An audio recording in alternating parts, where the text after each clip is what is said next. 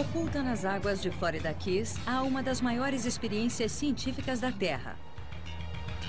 O único laboratório submarino do mundo, o Aquarius. 6 aquanautas se preparam para uma extraordinária missão científica marinha. Viver e trabalhar durante 10 dias, não como visitantes, mas como moradores deste magnífico mundo aquático.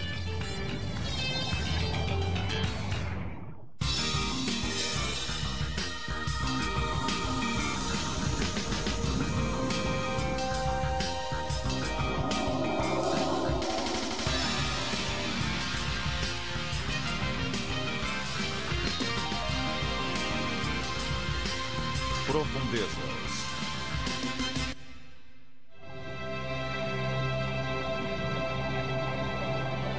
Vida submarina. Após 16 anos, o laboratório conhecido como Aquarius parece pertencer ao fundo do mar. Do tamanho de um ônibus escolar, ele repousa sob 19 metros de água salgada corrosiva.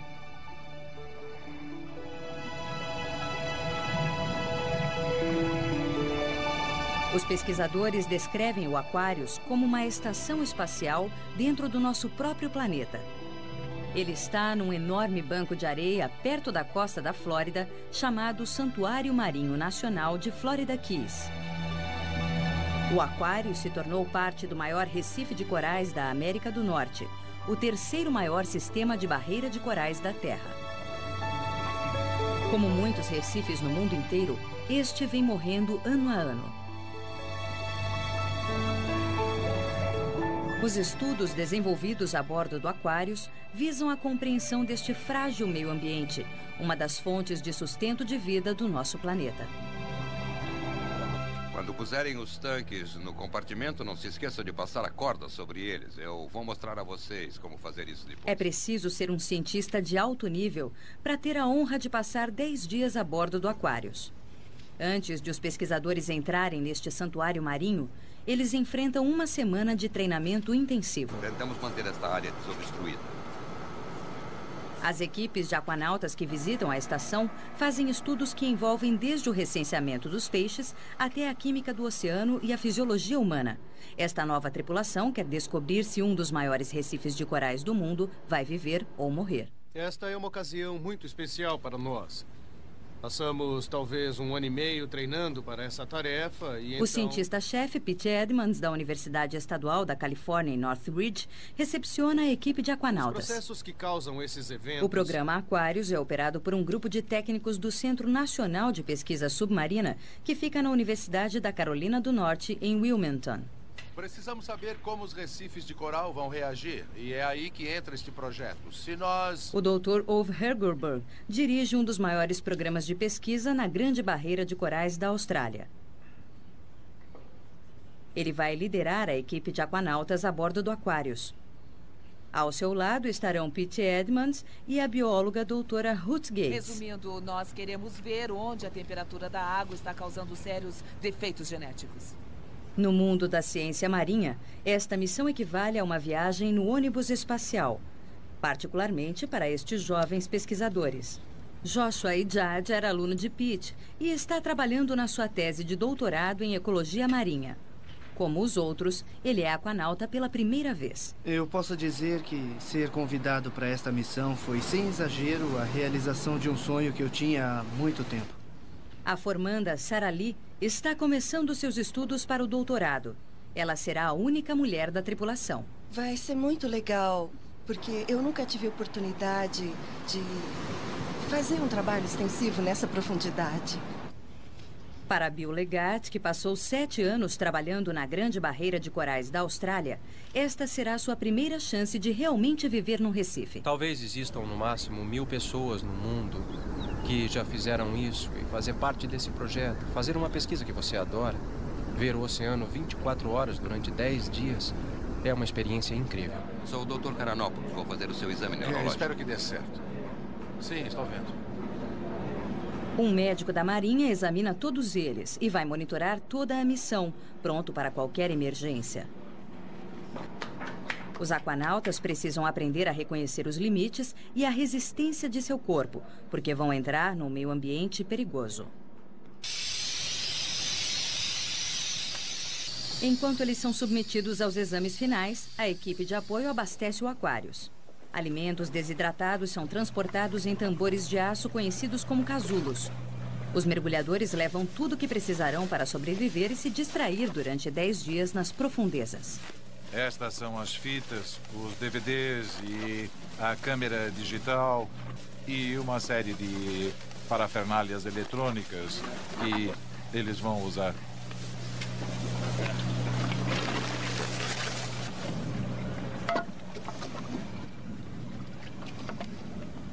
Em geral, uma missão de 10 dias exige cerca de 50 casulos pressurizados. Aqui está.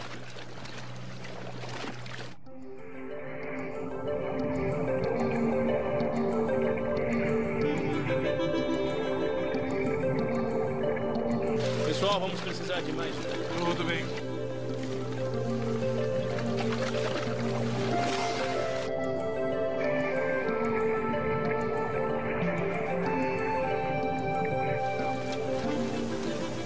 Em geral, tudo de que precisam desce antes da missão. E por causa da corrente, eles descem pela corda que fica presa ao habitat. Dá trabalho levar isso para baixo e para cima.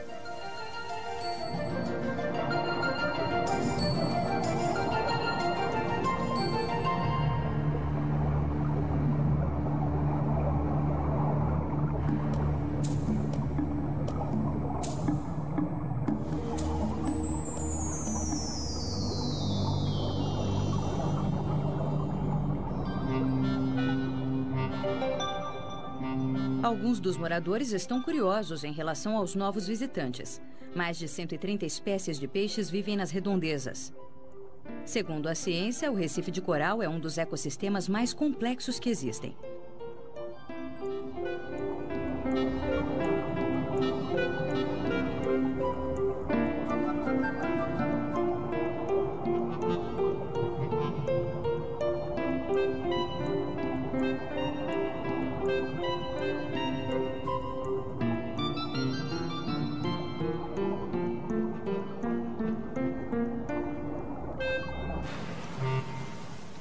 O Aquarius é alimentado por um cordão umbilical de cabos que ficam ligados ao flutuante de apoio.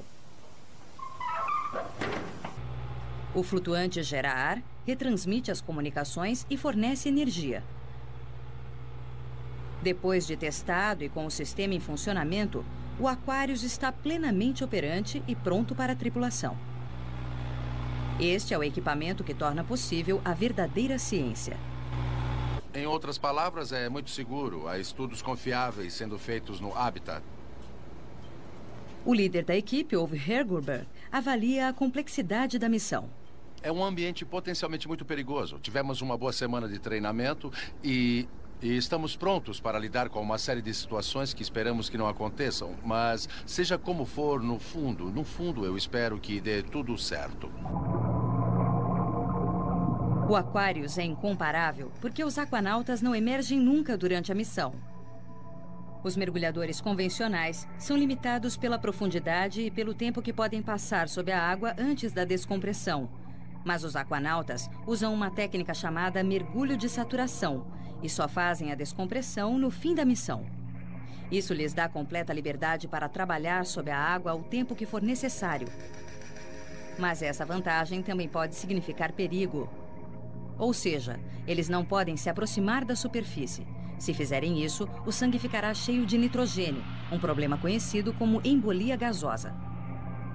No final do período sob a água, eles precisam suportar o longo e às vezes perigoso processo de descompressão a bordo do Aquarius antes de emergir. 15 metros? 15 metros. E o tempo de mergulho? 37 minutos. No mergulho convencional, sabemos que a superfície é um local seguro. Chegue à superfície, boie e estará salvo. Mas no mergulho de saturação, a coisa é diferente. Para mim, esta foi a parte mais assustadora. Saber que estou lá no fundo, olhando para cima e ter consciência de que não posso subir de jeito nenhum, a menos que as coisas fiquem pretas.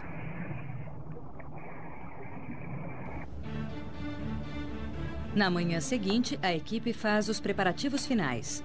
Bom, isto fica assim. Os cinegrafistas do Science Channel dão à equipe uma câmera para documentar sua estada. Vemos se a bateria está aqui dentro. Sei. E aí, Pete? Cuide da equipe na superfície. Eu me encarrego disso lá embaixo. A missão começa com um cumprimento mágico. O último contato com a Terra antes de começar a jornada até o novo lar.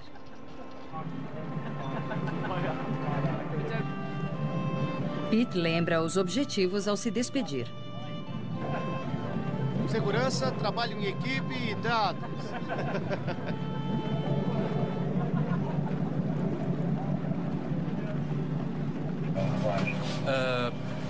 Ouve e eu levamos a sacola amarela.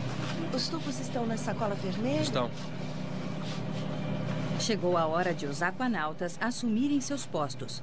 Eles explicam como pretendem abordar o Aquarius. Então vamos checá-las em 2 equipes até o final do mergulho. E depois vamos nos encontrar no hábitat e entraremos juntos. O plano da equipe é ficar entre o hábitat e a linha do perímetro. Adeus, céu. Adeus, luz do sol. Adieu, Le Grand Bleu. Le Grand Bleu.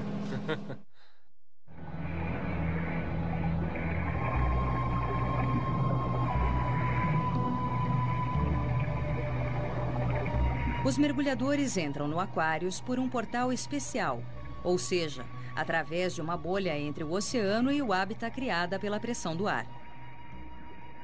Se a pressão interior for menor que a da água em volta, o local será inundado. É por aqui que os mergulhadores entram e saem da água. Aqui está a abertura por onde se vê a água azul turquesa do Caribe. À direita há uma bancada onde fazemos algumas das experiências mais molhadas. Há uma experiência em andamento com uma colônia larval. Mais à direita temos uma coisa da maior importância. O chuveiro de água doce, onde nos lavamos. Assim a gente não fica com a água salgada na pele o dia todo, o que poderia causar problemas. E aqui temos 2 painéis de alta pressão que regulam o ar pressurizado que entra no hábitat e que é convertido para baixa pressão para vários usos aqui dentro. Eu vou passar por aqui. Esta porta nos separa da entrada submersa. Ela é automática. A gente não precisa empurrar com as mãos. À esquerda temos o vaso sanitário. Vocês já sabem para que serve. Todo mundo tem um em casa. À direita, temos as pias higiênicas que usamos para escovar os dentes, lavar o rosto, fazer a barba, as coisas do dia a dia, não é? Já esta área aqui é semi-úmida. Se precisamos fazer alguma coisa que envolva um pouco de água salgada, fazemos aqui. O Wolf montou o computador aqui, que fica conectado à internet. Mais para cá, no alto, à esquerda, ficam todas as bebidas quentes, a comida. Mantemos tudo arrumado porque existem 6 pessoas vivendo num espaço muito pequeno. Esta é a nossa principal comunicação com o mundo externo, a conexão com a internet. À direita, a parte elétrica, as luzes externas, válvulas para controlar nosso suprimento de ar, a mesa da cozinha e a vigia. Dá para ficar um tempão só olhando por aquela janela. Esta é a área de comunicação dos técnicos Mark e James, que trabalham aqui. Eles têm fones para se comunicar com os caras na mesa de controle. Também podem bater papo ou enviar e-mails informando coisas como qualquer problema médico. O último aposento é o quarto. São 6 beliches amontoados num espaço pequeno. Os auxiliares da equipe, por um acaso, dormem na parte de cima.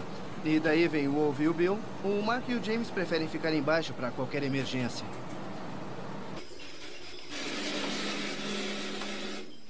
Assim que chega, a tripulação começa a trabalhar, preparando as experiências que vão estudar os primeiros estágios do ciclo de vida da colônia de coral. O trabalho dos aquanautas, assim como sua vida, é constantemente monitorado por uma mesa de controle externa. Tudo que tem a ver com a segurança e o funcionamento do Aquarius passa por aqui. Tudo é controlado 24 horas por dia, 7 dias por semana. No Aquarius temos 4 câmeras. Na área principal, observamos os aquanautas para ter certeza de que estão confortáveis e tudo está funcionando direito. Na entrada, eles são observados quando chegam e saem para os mergulhos e temos 2 câmeras externas. Aqui vemos a parte a este bordo do Aquarius. E esta é a área de segurança para uma situação de emergência. Se acontecer qualquer coisa no Habitat, todo mundo deverá vir para cá. Se porventura algo der errado no Aquarius, um alarme tanto sonoro quanto visual dispara. A mesa de controle tem o apoio de 2 técnicos, cujas funções são imprescindíveis. Mark Hausbeck e James Stalacek são os anjos da guarda do Aquarius. E aqui está o nosso comandante. Um homem que ficará aqui o resto do dia. A primeira coisa que fazemos quando saímos é verificar o habitat. Inspecionamos tudo para ter certeza de que todos os sistemas estão funcionando direito. Depois, ajudamos os cientistas com o plano de mergulho para garantir que seja seguro. Assim, sempre sabemos onde estão e quanto tempo ficarão fora. Sabemos o que pode ser feito de forma segura e tentamos facilitar isso para que possam trabalhar. É a coisa mais importante para nós. É para isso que estamos aqui. Nós temos sempre que cuidar das válvulas. Nós não queremos que elas emperrem ou congelem, então sempre limpamos tudo. Se percebemos qualquer sinal de falha, tratamos de resolver depressa para evitar que aconteça. Há uma constante batalha para evitar a corrosão causada pela água do mar em algumas das válvulas. Então, verificamos constantemente. Tentamos mantê-las o mais limpo possível.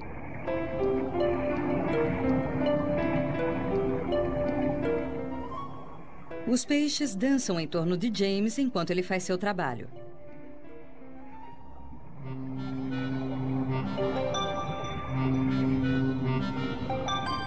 Embora pareçam estar atentos aos seus movimentos, eles só estão aqui atrás do almoço grátis. Muita comida acaba flutuando enquanto o Aquarius é limpo.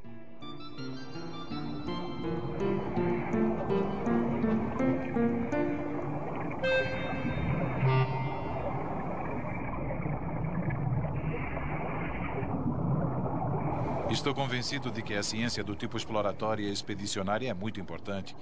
A oportunidade de passar todo esse tempo embaixo d'água é importantíssima para realmente compreendermos muitos dos processos e eventos que ocorrem nos recifes. Não daria para trabalhar dispondo apenas de 1 hora por dia. Mas no Aquarius há um mundo todo novo. Nosso tempo é ilimitado, não só para executar um estudo, mas também para observar coisas que normalmente nem mesmo cogitaríamos. Somos cientistas de sorte. Dispomos de um habitat sob água igual a nenhum outro no planeta. Podemos passar longos períodos nas profundezas. E é muito divertido. Nem imagino como é ter um emprego de verdade. O foco desta missão é o coral. As colônias de corais são fundamentais ao sustento da vida do nosso planeta, assim como os pantanais e as florestas tropicais. E todos estão sob intensa pressão devido à poluição humana e ao extrativismo exagerado dos recursos. Os recifes de corais são um ecossistema verdadeiramente fantástico que se estende através dos oceanos tropicais do mundo.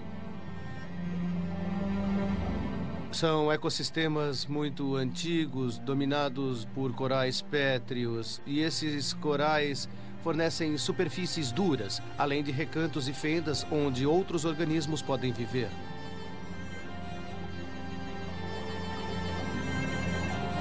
Esses ecossistemas talvez sejam iguais ou até mais diversos que as florestas tropicais.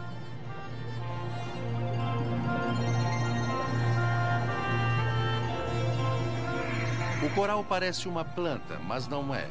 Na verdade, é um animal que executou um truque estranho, convidando uma planta para viver dentro de seus tecidos. E o resultado dessa simbiose, uma planta e um animal que vivem juntos, gera a capacidade de produzir calcário. Isso permite que construam estruturas enormes, como os recifes que vemos na Flórida e a Grande Barreira de Corais.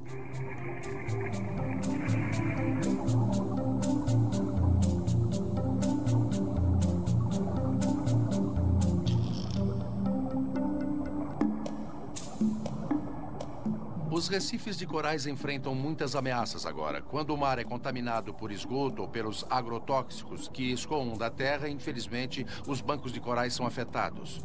Esse é um dos principais motivos pelos quais os recifes de corais estão se deteriorando. Mas o maior perigo talvez seja o aquecimento global e o aumento da temperatura do mar. Infelizmente, para os corais, eles vivem muito próximos da temperatura máxima que podem tolerar. Então só é preciso um pequeno aumento nessa temperatura para matá-los.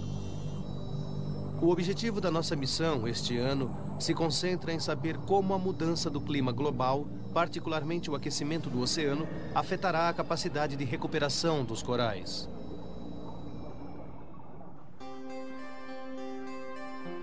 Todos os anos, numa certa época, quando a Lua está devidamente alinhada, os corais desovam.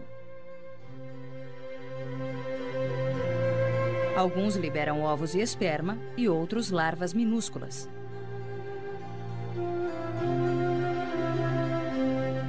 As pequeninas larvas à deriva nas correntes se instalam no fundo e passam por uma metamorfose, transformando-se num pólipo, uma espécie de botão. O pólipo de coral não tem órgãos, apenas simples camadas de tecido celular. Esses tecidos segregam um esqueleto de calcário.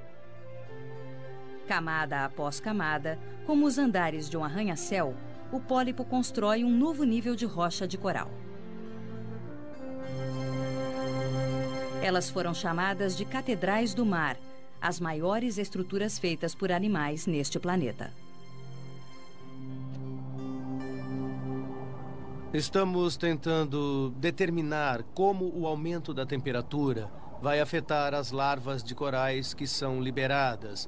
E podemos usar o Aquarius para coletar amostras dessas larvas no momento em que são liberadas pelo organismo que as produziu. Coletar as larvas esquivas requer criatividade. No mundo da ciência marinha, alta tecnologia nem sempre é a melhor opção. Para mim, metade da graça consiste em projetar a ferramenta certa para a tarefa exigida. Evidentemente, essa não é a coisa mais óbvia a se fazer. Usar uma meia calça, ralos e alguns tubos com buracos. Ninguém espera usar essas coisas num laboratório de ciências, mas é a ferramenta perfeita para este projeto. E então, já estão terminadas? Estão todas prontas. No Aquarius, a tripulação está ocupada com uma fonte inesgotável de entretenimento. Olha só aquele ali. Está vendo? É, estou. É enorme. Você vem tomar uma xícara de café, olha pela janela e tem sempre alguma coisa acontecendo. Uma barracuda passa nadando, você vê um cardume ou alguma outra coisa pela janela. É ótimo. Nada supera isso. É o melhor hotel do mundo. Observamos os peixes se alimentando. Vemos grandes cardumes de barrigudinhos. E grandes predadores, como um robalo ou uma barracuda, aparecem e avançam contra os peixinhos que se dispersam. Então há sempre o que se ver o tempo inteiro. Como naqueles desenhos em que os peixinhos são comidos pelos peixes maiores, que são comidos por outros ainda maiores. Você vê isso várias e várias vezes. A gente nunca se cansa.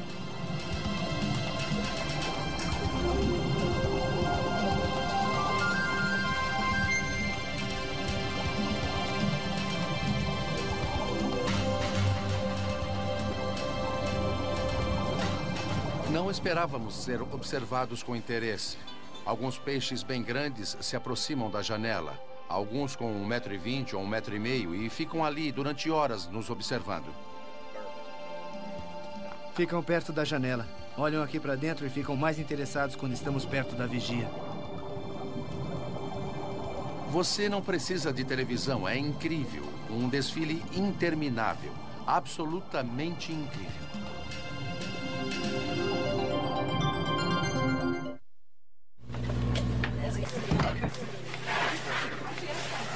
Esta é a parte emocionante e que todos aguardavam, instalar as armadilhas. Aqueles corais lá embaixo estão à nossa espera, prontos para liberar as larvas.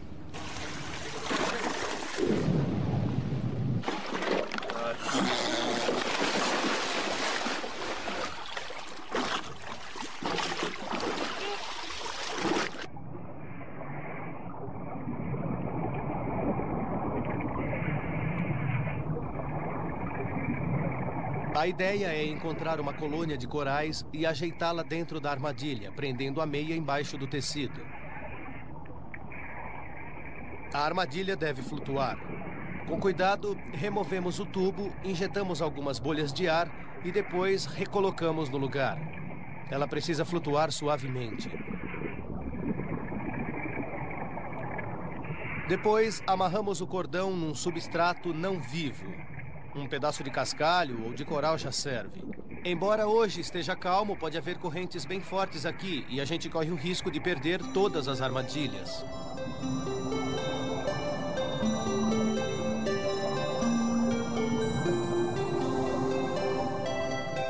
Os seres humanos sempre sonharam em viver no mar.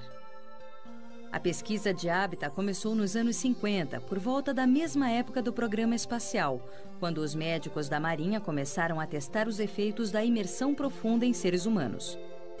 O explorador submarino Jacques Cousteau começou a construir uma série de hábitats chamados Conshelf. Ele estabeleceu um recorde em 1965, 6 homens a quase 100 metros durante 21 dias.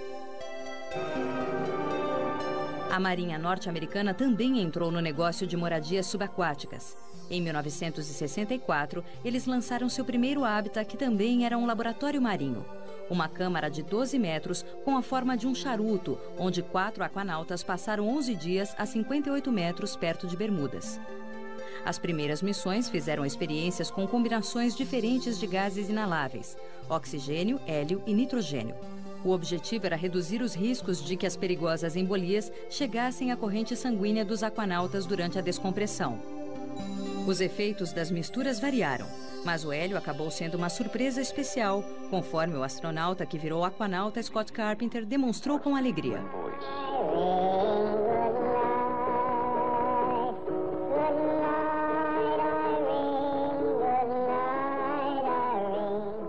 O humor e a coragem de aquanautas como estes escondiam os perigos à espreita nas profundezas. Fora do Celeb 3, em 1969, a 182 metros, houve um desastre. Carregando o corpo já inconsciente de seu amigo, Art leva Barry até a escada da estação de mergulho. Em seguida, ele tenta desesperadamente lhe dar um pouco de ar através do equipamento usado em emergências como esta. Agarrando o Barry, ele se dirige à cápsula atrás de ajuda. Mas seus esforços heróicos e o de seus colegas foram em vão. Cannon foi declarado morto ao chegar ao deck da câmara de descompressão. A morte foi causada por um defeito no equipamento de inalação. Nas 4 décadas de experimentos em ambientes subaquáticos, houve 3 fatalidades, nenhuma causada pelo hábitat. E até hoje, pelo menos 17 países fizeram experiências com dezenas de laboratórios de pesquisa sob a água. O diretor do Aquarius, Steven Miller, conhece os riscos que esses mergulhadores enfrentam. Fazemos umas 8 ou 10 missões por ano e sempre nos 10 dias de cada missão, eu penso naqueles aquanautas debaixo d'água quando me deito à noite. As coisas com que me preocupo durante as missões são: será que os geradores e os compressores estão funcionando? Os cientistas estão se saindo bem? Temos sistemas extras e se tudo falhar, se aquela boia na superfície se desgarrar, temos um estoque de ar suficiente e bastante energia extra para manter a vida lá embaixo durante 5 dias, além de uma descompressão completa.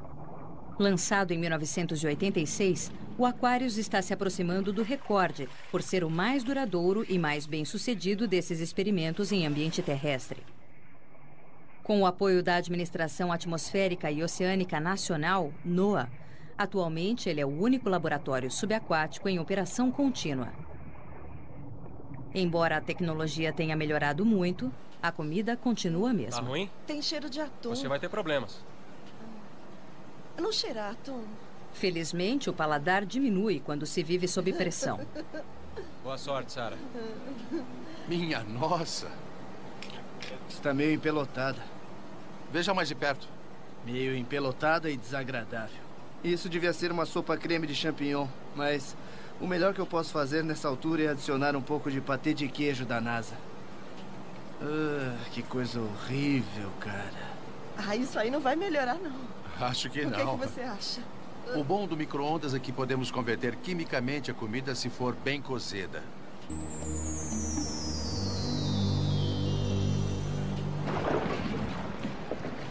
No terceiro dia da missão, enquanto os aquanautas estão brigando com o cardápio, a equipe de apoio chega para verificar as armadilhas de larvas de corais. Este é um grande momento para nós. É quando vamos descobrir se há larvas naquelas armadilhas. É meio estressante e tomara que estejam lá, mas não vai ser o fim do mundo se não houver larva nenhuma. E eu sei disso. Há 50% de chance. Talvez haja larvas, talvez não. Os mergulhadores usam máscaras especiais projetadas para permitir a comunicação com a superfície e com as câmeras que filmam a experiência.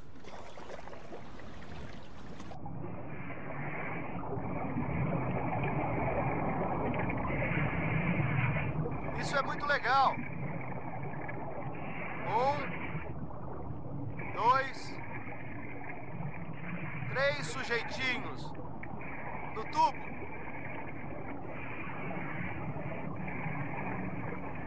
O tubo contém uma carga preciosa que será levada à superfície para estudos.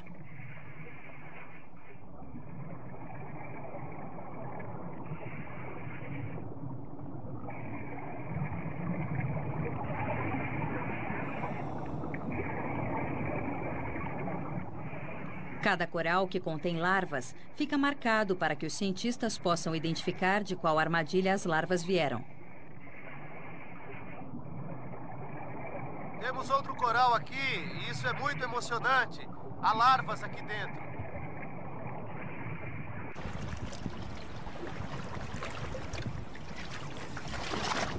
Temos larvas. Isso é muito bom. Estão todas aqui na minha sacola. Veja isto, Ruth. Traga aqui, eu quero ver. Excelente. Estão nadando, se movimentando. Estas larvas foram liberadas cedo, estão circulando. Se não as tivéssemos capturado, elas teriam ido parar em algum lugar lá em cima, na superfície da água. Talvez fossem levadas pelas correntes e, após alguns dias, teriam se instalado em algum lugar. Mas foram pegas antes. Os primeiros sinais são bons. As armadilhas parecem ter funcionado, mas agora é preciso examinar as larvas no laboratório. Ainda falta um dia para a lua cheia. A doutora Gates prepara os espécimes para serem examinados sob o microscópio. Medindo de 1 a 2 milímetros, elas ainda nadam livremente usando minúsculas estruturas ao longo do corpo parecidas com cabelo, chamadas cílios.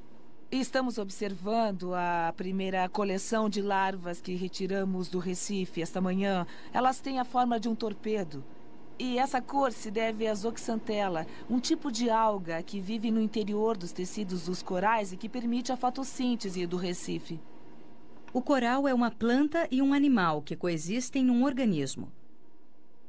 A doutora Gates usa uma luz ultravioleta para revelar as diferenças que seriam invisíveis a olho nu. O coral precisa das algas que vivem dentro dele para extrair energia e reciclar os nutrientes. As algas precisam do coral como abrigo. As larvas que nadavam livremente acharam um local de que gostaram. Elas se fixam na superfície usando a cabeça e a sua parte anterior, enquanto a parte de trás se transforma na boca. É fantástico, é melhor do que esperávamos. Hoje coletamos mais de 500 larvas e não estamos no período máximo de liberação dessas larvas. Então, creio que toda a equipe está muito entusiasmada com a missão que vai começar amanhã. Mas choveu no dia em que as larvas seriam desovadas.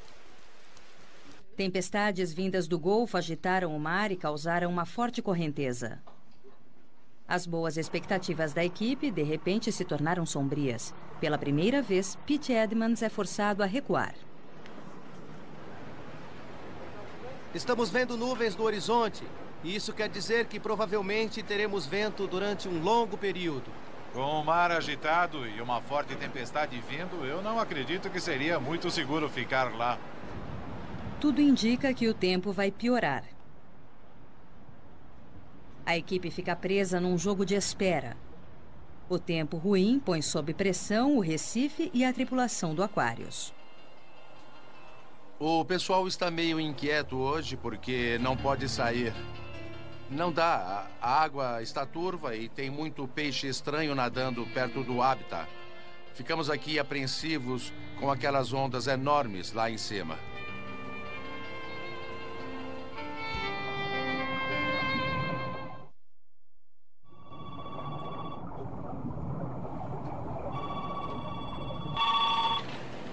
Alô, Aquários? Oi, ouve, é a Ruth. Oi, como vai? Muito bem, e você? Não pegamos nenhuma larva ontem à noite. Nada mesmo. Já são 2 noites seguidas acho que vai ser difícil com o mar agitado. Ainda conseguimos ver algumas larvas surgindo, mas a visibilidade está ruim. Desconfio que ficaremos aqui, mas temos bastante trabalho para fazer. Pelo menos temos os dados. O que eles significam já é uma outra questão. Tudo bem, manteremos contato. Foi bom falar com você. E não saia daí, hein? Não, vamos esperar aqui mesmo. Está bem, até logo. Até mais, tchau. Tchau. O e-mail e a ligação ocasional de casa aliviam o isolamento. Conseguimos falar com várias pessoas ontem à noite e foi bom. Eu falei com a minha família. Foi legal, as pessoas se empolgaram por falarem conosco embaixo d'água. Oh, meu Deus, ligaram do fundo do mar. Foi meio futurista, porque estávamos ao telefone e olhávamos para a câmera. E o pessoal lá de casa podia ver a gente enquanto conversávamos. Foi muito mais interativo que qualquer outra ligação que já recebemos. A única coisa que resta à tripulação é o seu senso de humor. E até isso pode ser uma ilusão. Precisa filmar esse troço que a Sarah está comendo.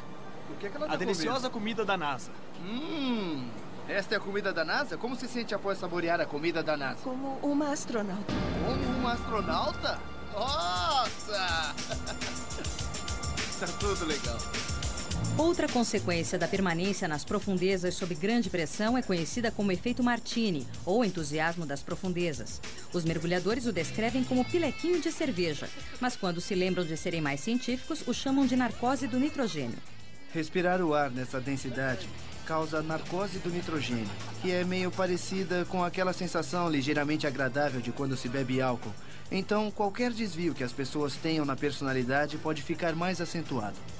As lembranças de seu mentor Jacques Cousteau, de repente, assumem uma nova ênfase, se não um significado extra. Ele atira o arpão com toda a força. O tubarão investe igual a nós.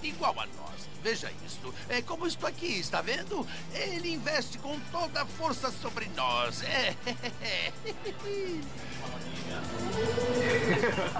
Não nos sentimos assim, tão entorpecidos.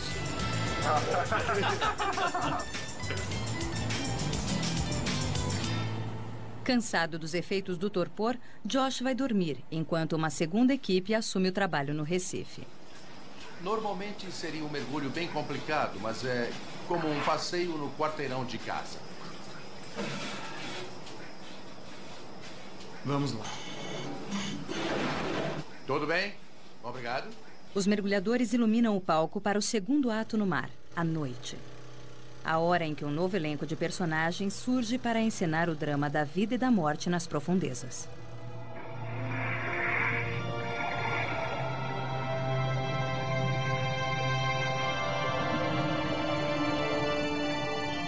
Os aquanautas trabalham perto das linhas de excursão do Aquarius. Eles poderiam ficar desorientados no escuro e se perder.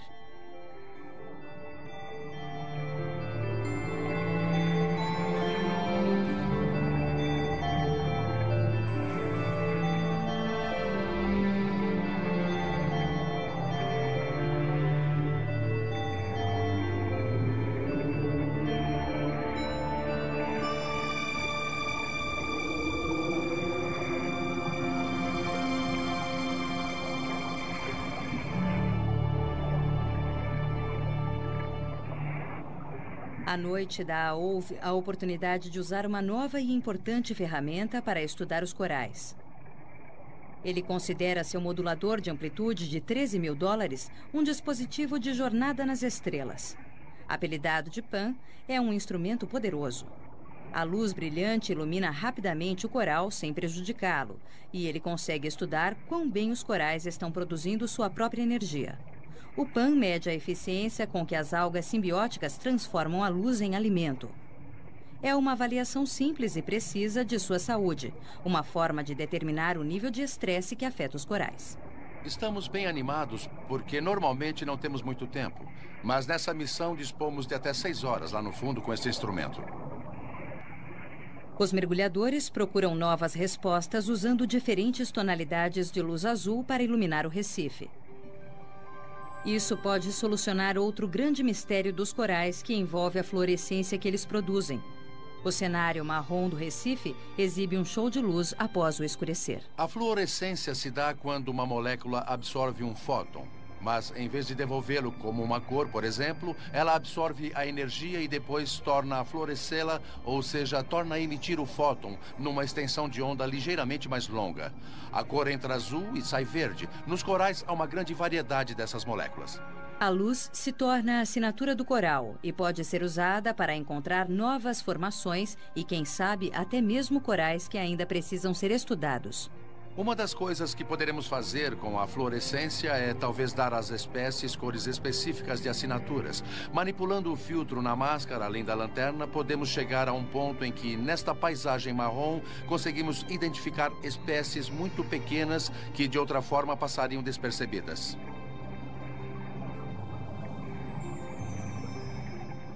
Imersos durante 10 dias, os aquanautas relutam em retornar da sua última missão de mergulho. Na manhã seguinte, começam o ritual da volta. Ao subir, é muito importante que se mantenham ligados àquela linha, está bem? Um ritual que apresenta o momento de maior perigo à equipe.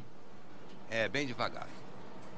A missão termina com um período de descompressão que dura umas 18 horas. E durante esse período de 18 horas, os aquanautas ficam trancados no habitat.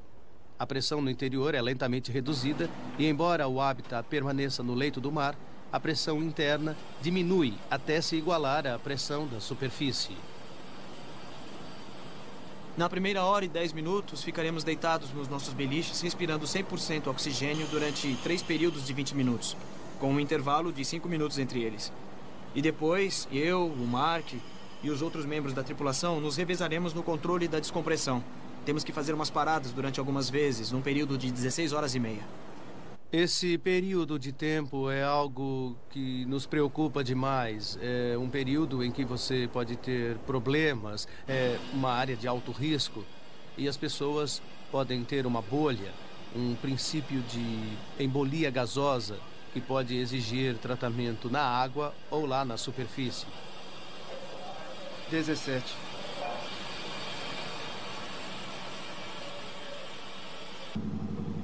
O tempo está bom para o encontro matinal na superfície. 0911. 0911. Entendido, 0911. Manter o curso.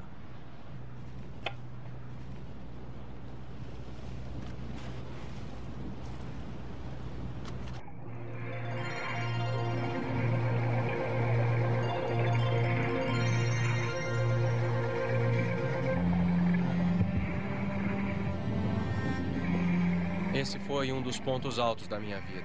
Ir ao Recife, retornar, comer alguma coisa e depois ficar sentado observando o ecossistema. Foi incrível.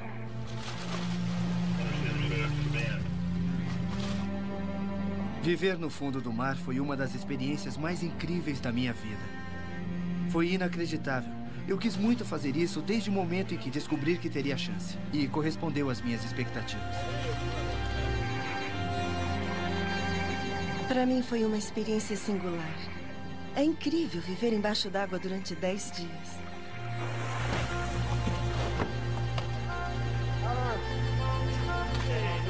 Eu achei ótimo. Mas é bom voltar a ver o sol.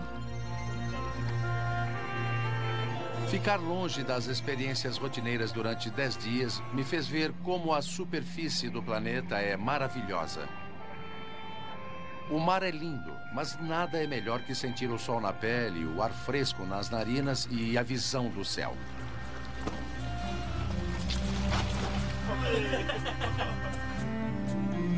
Adoro o céu! Foi como renascer do oceano. Lá estava eu, meio despido e todo molhado no barco, me sentindo como um recém-nascido. Aí comecei a pensar em cerveja e alface. Oi, Mark. Foi ótimo. Obrigado, cara. Obrigado, amigo. Olha, foi um prazer. Valeu. Até logo. O prazer foi meu. É bom voltar para casa.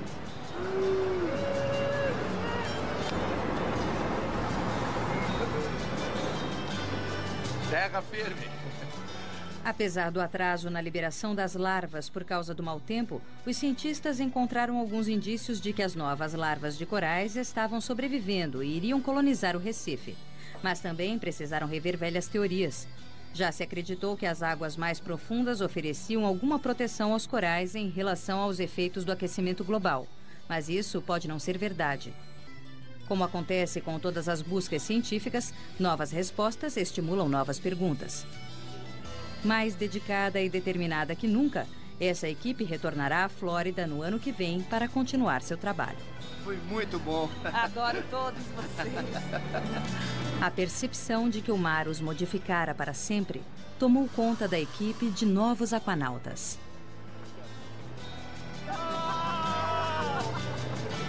Como um veterano em mergulhos em recifes de coral, acho que estava me tornando presunçoso, achando que talvez soubesse tudo e não tivesse muito o que descobrir. Mas estar lá no Recife, observando e fazendo parte daquele ecossistema, de certa forma me ensinou que eu preciso voltar lá e continuar observando, porque há muito mais o que descobrir lá embaixo.